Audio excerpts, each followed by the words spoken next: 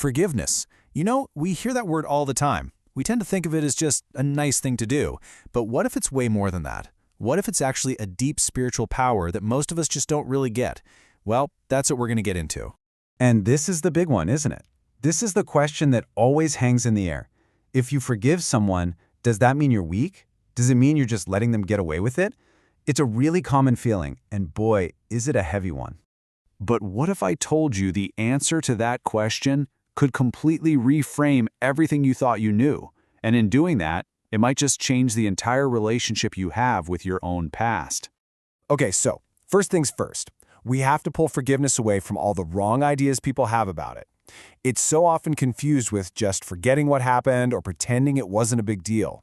But its true spiritual power is way more radical and way stronger than that. And this right here from Mahatma Gandhi just nails it. He flips the whole script. He says forgiveness isn't for the weak. It's the ultimate sign of strength.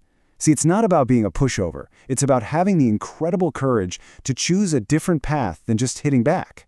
So let's get a really clear definition here, because this is crucial. Notice the focus isn't on the other person at all. It's all about you. It's an intentional choice you make to let go of that poison, that resentment, not for them, but for your own freedom. It never means what they did was okay. It just means you refuse to let it have power over you anymore.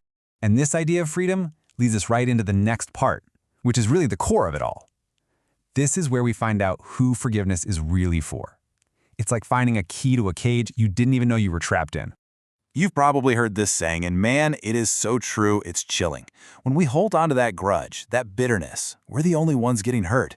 We're the ones drinking the poison. All that negativity just eats away at our own peace, keeping us chained to that painful moment and to the person who caused it.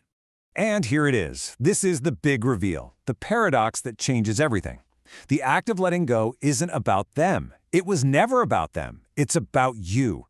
You're the one who gets set free from having to carry all that weight. And listen, this isn't just some nice spiritual idea. It's backed by actual science. Studies from places like Harvard and Johns Hopkins have shown that forgiving has real, measurable benefits. We're talking less stress, lower blood pressure, better sleep. It literally calms your body down and frees your mind from replaying those painful memories over and over again. But the power of forgiveness, it goes even bigger than just us. It can be this radical act of peace in the world, something that can actually stop that endless cycle of you hurt me, so I'll hurt you back. This is so important to understand. Forgiveness is not passive. It's not about just sitting there and taking it. No way. It's an active, powerful spiritual move. It's a conscious choice to absorb the hurt and refuse to pass it on. It's looking at that whole eye for an eye thing and deciding right here, right now, I'm going to be the one to break the chain. And what's amazing is that this isn't some new idea. It's a core teaching in pretty much every major spiritual tradition on earth. Whether the goal is getting closer to God in Christianity, ending suffering in Buddhism, or creating harmony in Islam, the path always involves this powerful act of release. Okay, so let's bring this down from the clouds and into the real world. Because theories are great, but seeing this power in action, well, that's what really hits home. And we have to start with this giant of history who showed us what forgiveness can look like on the scale of an entire nation. So after 27 years in a brutal prison for fighting apartheid, Nelson Mandela understood something incredibly profound. He knew that if he walked out of that jail cell filled with hate, he'd still be a prisoner, just in his own mind. His choice to forgive his jailers wasn't just a personal thing, it was a brilliant spiritual strategy that stopped the cycle of violence and allowed a whole country to start healing. Okay, now for a story that's deeply personal and honestly almost impossible to imagine. Corrie ten Boom was a Holocaust survivor. She lived through the nightmare of a concentration camp where she watched her own sister die. Years later, she came face to face with one of the actual Nazi guards from that camp, and she just froze. But in that moment, she prayed for the strength to forgive, and as she forced herself to extend her hand to him, she said she felt this incredible rush of love, a love that she knew wasn't her own, flow through her. It's just this incredible testament to forgiveness as a power that can come from beyond ourselves. And for our last example, let's look at forgiveness not from one person, but from a whole community acting as one. Back in 2006, after a gunman murdered 5 of their young daughters in a schoolhouse, the Amish community of nickel mines did the unthinkable. They immediately forgave him. And not only that, they reached out to the gunman's own family, who were devastated, and offered them comfort. They even went to his funeral. They showed the entire world a different way to respond to horror, with a radical forgiveness that opens a path to healing for everyone. So you hear these stories, and they're so inspiring. But the big question is, how do we do it? How do we take this amazing idea and actually make it a practice in our own lives?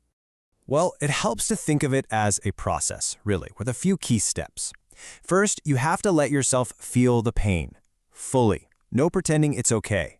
Then you make a conscious choice, a decision that you are going to let this go, for you.